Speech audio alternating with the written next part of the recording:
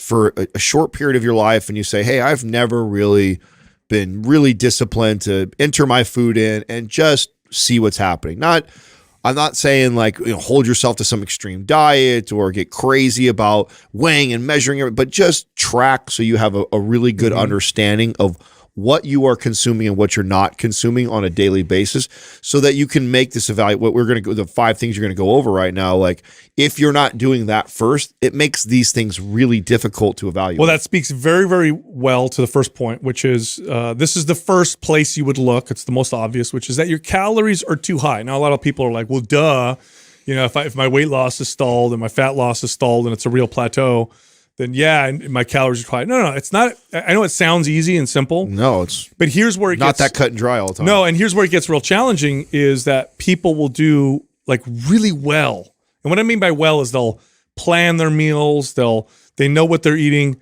Monday through Friday. This is very common. Monday through Friday, or even Monday through Saturday, everything is planned and they're eating the same foods. And then they get that day or two, typically the weekend, where in their words, they go off a little, like, oh, I went off a little. Yeah, we went out to dinner once but it wasn't that big of a deal. So they don't really consider it as something that can really impact their progress. But the truth is, if you're at let's say you're at a 500 calorie deficit Monday through Friday, meaning you're eating 500 less calories than you're burning Monday through Friday, that puts you at a 2,500 calorie deficit for the week. Now Saturday comes and Sunday comes and you eat 1,000 calories over, which is easy to do. 1,000 calories over is not hard to do when you're eating out or enjoying the occasional burger or pizza or whatever. It doesn't take a ton. It's not like you're stuffing yourself. You're just eating a little more and you think to yourself, not that big of a deal. Well, guess what? Now you've ended up the whole week with a 500 calorie deficit. That means it's going to take you months before you see a pound of fat loss, right? Because you've almost erased, and many times you have erased, the calorie deficit that you had Monday through Friday. The weekend thing that you just gave as an example happens so often and people don't realize it because what sometimes happens is not a huge dramatic swing in the overconsumption of calories, but yet a lack of movement. On top of it. This was a big aha moment for me also when the body bug first came on the scene, right? The little tracking device, which is like your Fitbits today. And I had never done that before and like really paid attention diligently to my movement. And just like you're saying, Monday through Friday, I was dialed, absolutely dialed on my eating, dialed on my training, and working 8 to 12 hours a day training clients on the floor. And working out. Yeah. And I still worked on Saturdays, but it was a half day of training clients on Saturdays. I also didn't start work until later in the morning. I normally rolled in around 9 or 10 on Saturday mornings, and I worked a half day on Saturdays, and then Sunday was off. And what I found, and then I didn't really eat way crazy. Yes, I would allow, that would be maybe if I would have like a couple slices of pizza or a beer, I would allow it on that. But I'm doing the math on that. That's not a crazy amount of calories that I'm over consuming or what I thought I wasn't over consuming. It wasn't until I realized the swing in activity level was so dramatically different. Monday through Friday, when I was dialed on eating and training and moving around training clients, I'm burning 4,500 to 5,000 calories a day. Saturday, when I actually still train a half day, I'm burning like 2,800. Then on a Sunday, when I don't do hardly anything, 2,300 to 2,500. So I can't even eat what I would consider a healthy diet that looks the same as Monday, Tuesday, and Wednesday. It's a surplus. Because it's a surplus by 1,500 to 2,000 calories. And this is what blew my mind. Add the 2 pieces of pizza and the beer. And then now you're at a huge surplus. And this kept me at a plateau for years, scratching my head, not being able to go, I cannot figure out why my body is stalled and I'm not able to get to that next level because I had never realized what a dramatic swing in both movement and then the overconsumption of calories. This is where you said earlier, tracking. This is the value of tracking for like a few weeks. Like, if you could just be meticulous for a few weeks, track activity, which, by the way, the technology now is so incredible. It's really easy to do this. Back when I was training, you had to like write things down and estimate, and I'd have to a Calorie King book and all that stuff. Now it's like super easy.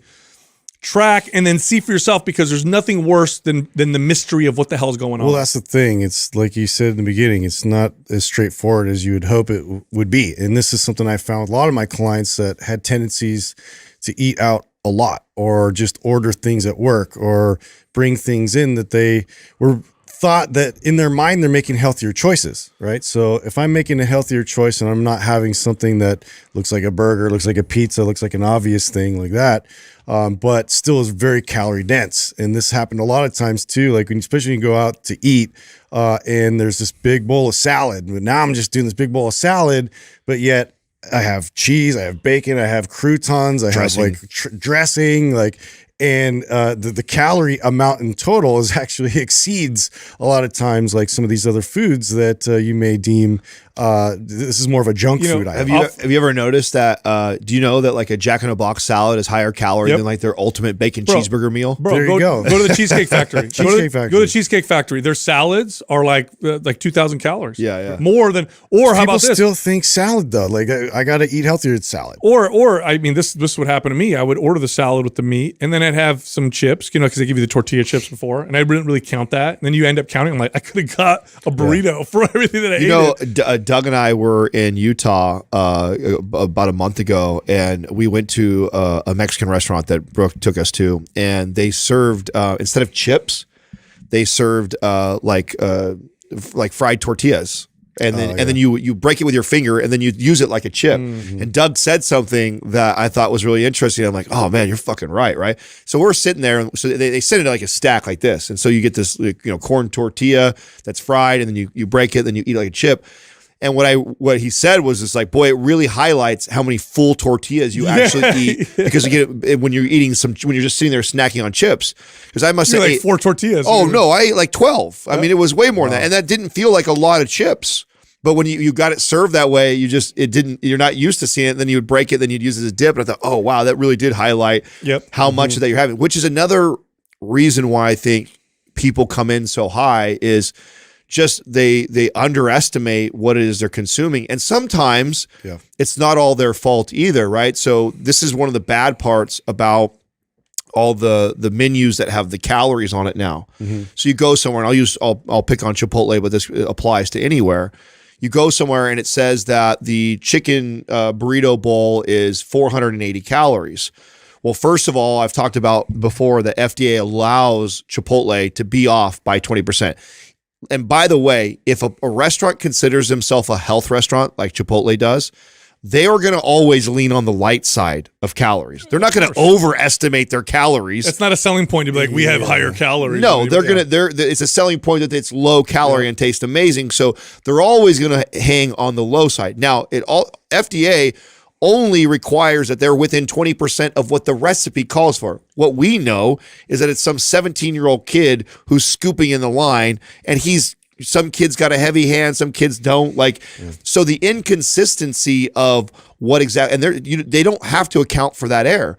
So you're already off by at least probably 20%, and then depending on how heavy-handed the server is, you could be off another 20 to 30%. No restaurant is sitting there forming the food and plating it with calories in mind. No. Nowhere. And none of them are using measuring cups to do it either. They just want it to look good, and actually like more is better because then their customer's more satisfied. Yeah. So the bottom line is you don't want to be in this state of mystery where you feel like, what's wrong? Like it's not working. What's happening? Track, figure it out. Then you'll know where you need to go. And oftentimes, that's why it's the first one, is that your calories are just too high and you don't even realize it. You feel like they might not be, but when you do the math, you see that it's too high. All right, the second one is going to sound kind of crazy because it's the opposite of what I just said, which is that your calories are too low. Yeah. Now, you might be thinking, how the heck can too low of calories be making me plateau? Make me keep shaving away at it? When you are in a calorie deficit that's really big for too long, yes, you'll lose weight, but your body's always trying to match the calories that you're bringing in by modifying and manipulating or adapting its metabolism. So if your calories are too low for too long, you'll plateau because your body will learn to burn less calories. How does it do this? It pares muscle down. And I've seen this with clients many times where their calories are so low, energy drops, your body actually makes you move less. They've done studies on this where the calories are so low, they'll track a person's movement and find, oh, you're naturally just moving less, not realizing it. And you lose muscle. I've had clients do this and I bump their calories. Doesn't initially get them to lose more weight, but then we start to build little muscle, speeds up the metabolism, and then we start to It's see an the weight. interesting dynamic. I definitely have noticed that as well too, with exerting effort even in the workouts.